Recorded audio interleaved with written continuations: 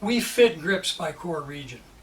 But that's not the point I want to make here. What does grip size do? Grip size will change how you use the ground. And that's really the most important consideration. So Jay, I'm going to have you unline with a camera, if you would, right here. Okay. All you need is a baseball bat. So I'm going to have you grip at the bottom, and then very slowly move your hands up the bat, just standing tall. Nope, just like this. So all you're going to do is slide your hand as you stand there. Okay. Okay? So you're going to go up the barrel very slowly, and I want you to notice changes in your heel-to-toe balance. So if you have a bat at home, you can try this. And what I'm putting Jay in this position because I want you to notice his body move. You feeling it? So the larger grip size moves you to your heels. It doesn't matter. Big grips, big is not better. It's what fits. So if you've watched Jay, let's do it one more time. Watch his hat on the wall, something on the wall here, and notice, I can see it from where I'm standing, but I'm used to watching this. I use this with students who want to understand, well, what does grip size do? All grip size does is change heel-to-toe balance. Now, if you're an upper core player, you want to be on the balls of your feet. If your grips are too big as an upper core player, it's going to move you back. If your grips are too small, it'll move you forward, and sometimes too far forward. If you're a mid-core or low core player, and you want to be either over the arches or just ahead of it, if they're too small, and Jay, let me give you another comparison here. I want you to go into your setup with that club and notice where your weight wants to go. This Okay. way. Okay, now go in your setup. This is, I have juniors that'll use a grip this very, very small. You feel where you've On gone? my heels. You've gone to your heels. Let's do that one more time. Please watch Jay's body. Notice where his head is. I can see you. There's a rebound right there, like going. And that's what you'll feel at first. With very small grips, you'll tend to compensate and move toward the heels, and then you'll go forward. Now I can see you've gone back on your heels. So that's basically what grip size does. Now we understand we get our power out of the ground now. We have measurement systems to check it. So if you have the wrong size grips, you're not going to use the ground most efficiently, or what works best for you. That's what grip size does. It moves heel-to-toe balance.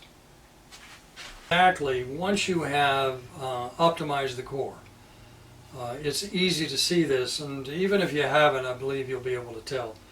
The impact grip size has. So grip size, now that we've optimized the core, no matter what I do, my hips are going to be square, no matter where I go. I put this on as I demonstrate, so you'll be able to see it. You're going to see that what I suggest you do is you watch this. Once I get set here, I'm going to a middle core number, which should be very centered for me. When I add my knee flex on a middle core number, my weight's just behind the balls of the feet for the center of the arches. This is another thing you can do in testing the core regions. If I got, that was number 5. I'm going to 1, which is my pelvic floor. As I add knee flex, my weight goes back. So weight distribution heel to toe is going to change by stance width. Now if I go to 9, which is my neck region, add knee flex, my weight goes to the balls of my feet. After optimization, that's exactly what you're going to be able to demonstrate and experience. If you're a right balance professional, a good demonstration of changes in balance once the optimization is done. But let's take a look now at grip size. So this is a prototype we have of our grip fitting system. So if I start here and just relax, I want you to notice, if you look on the wall, my head, the bar, whatever, mirror, wherever you can see in relationship, watch my body move as I go up. And just relaxing. I can feel it. But basically the bottom line is, as my grip size gets bigger, my weight goes toward my heels. And bigger is not better. We actually fit grip size now by core region. So the upper core player has a much smaller grip. So if we were looking at golf clubs, Notice how large this is. This is would be the size that approximates Bryson DeChambeau's grip sizing. We'll be putting, the more back you are, the easier it is if you're a low core player to clear the hips.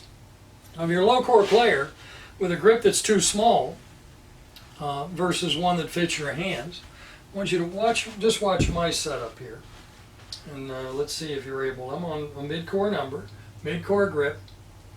So my heels feel like they want to come off the floor.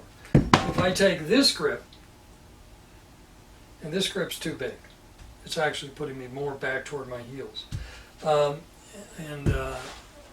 grip size that fits me is going to put me, let me just grab that grip size rather than describe it to me. That grip size fits me, okay? If I go to too small a grip size, my weight is already, I can just feel it's dumping me forward.